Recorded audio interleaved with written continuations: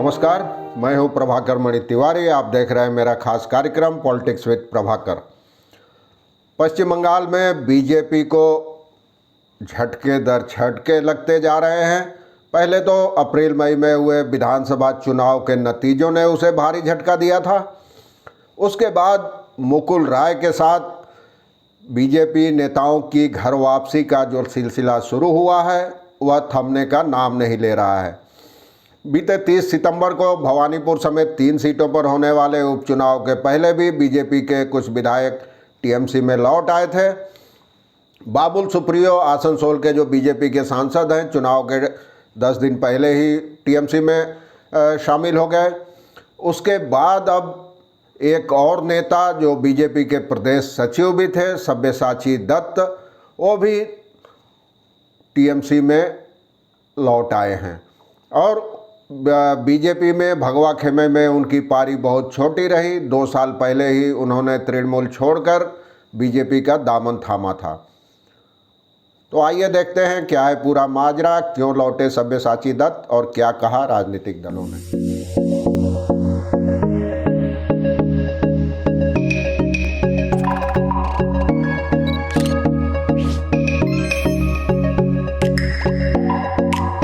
सब्यसाची दत्त तृणमूल कांग्रेस के बड़े नेता रहे हैं और नगर पालिका के पूर्व मेयर भी रहे हैं।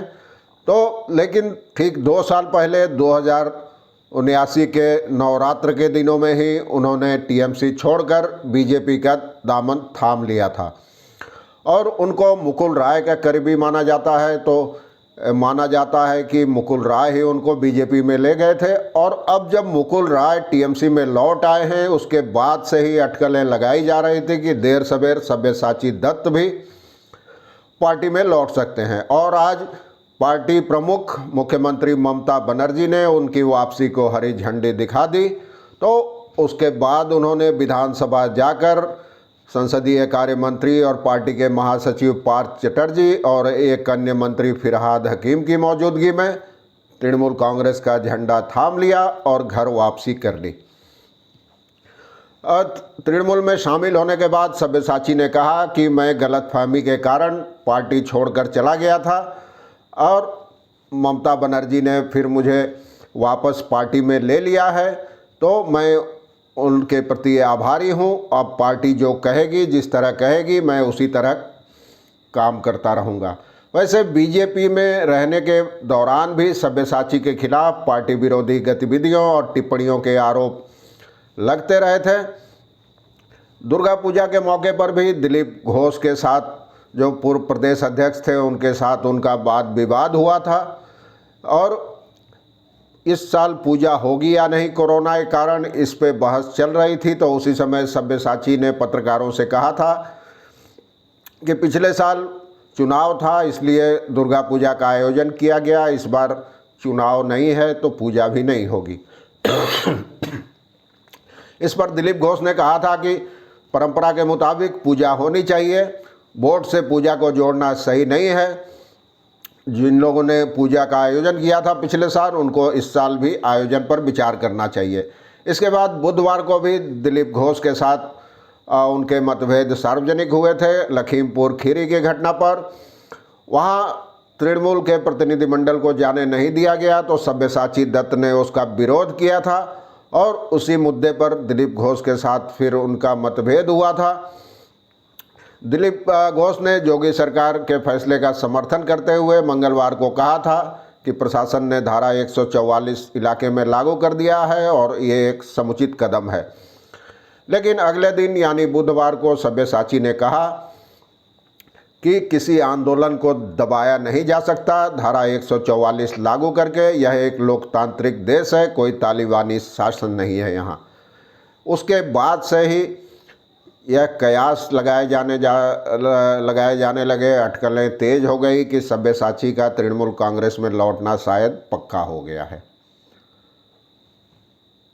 और यह बात किसी से छिपी नहीं है कि मुकुल राय का हाथ पकड़कर ही सब्यसाची दत्त तृणमूल कांग्रेस से बीजेपी में गए थे। मुकुल राय के साथ उनकी घनिष्ठता उसी समय से थी जब मुकुल राय पहले तृणमूल में थे, फिर बीजेपी में जाने के बावजूद यह घनिष्ठता बनी रही।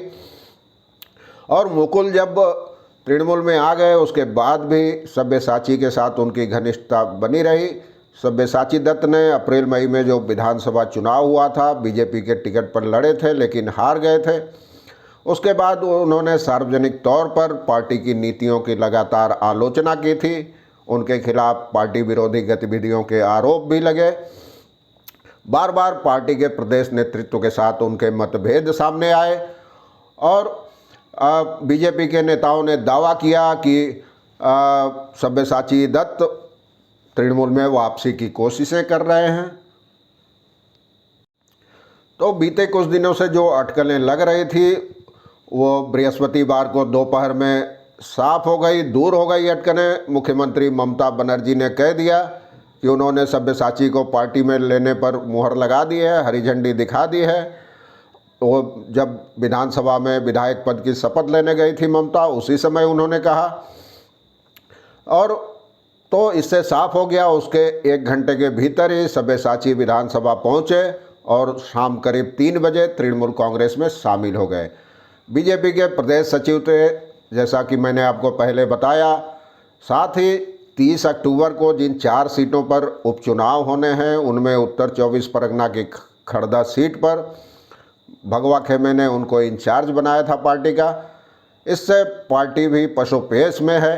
हालांकि बीजेपी के प्रदेश प्रवक्ता श्रमिक भट्टाचार्य ने उनके टीएमसी में शामिल होने को कोई अहमियत देने से इनकार कर दिया है। उन्होंने कहा कि वो सब सोच समझ के बीजेपी में आए थे, हमने तो उनको कभी न्योता दिया नहीं था।